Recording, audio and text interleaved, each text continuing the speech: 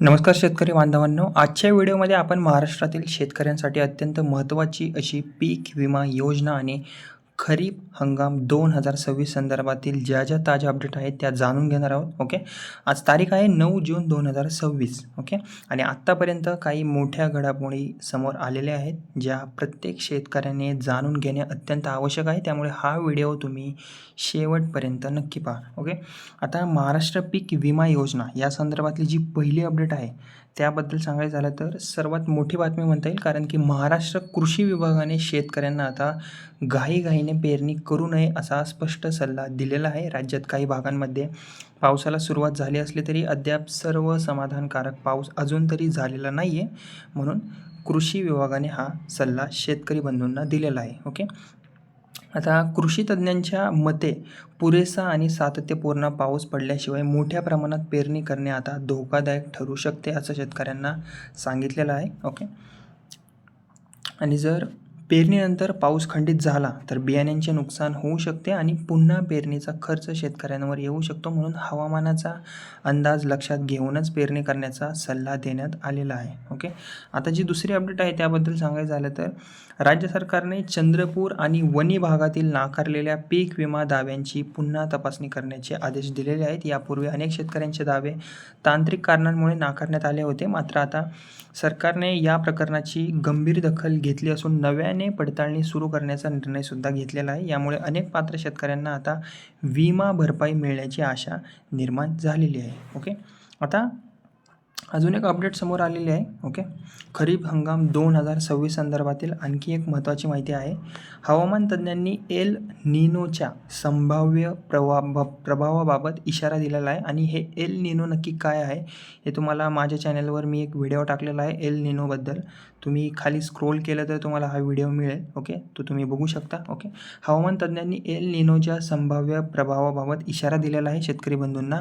L निनोमुळे काही भागांमध्ये आता सरासरीपेक्षा कमी पाऊस पडण्याची शक्यता व्यक्त करण्यात आलेली आहे, आणि याचा परिणाम खरीप पिकांवर होऊ शकतो.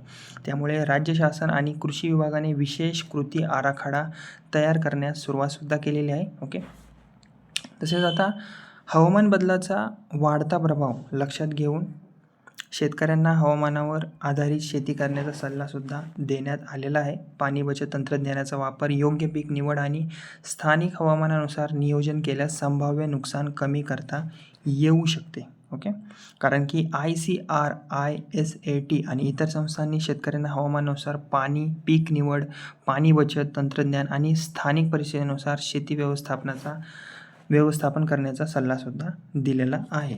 ओके, कारण की तज्ज्ञांच्या मते बदलत्या हवामान परिस्थितीत आधुनिक शेती पद्धती स्वीकारणे खूप जास्त गरजेचे आहे. ओके, तसेच आता महत्त्वाचा मुद्दा म्हणजे पीक विमा अर्ज आणि दावा प्रक्रिया.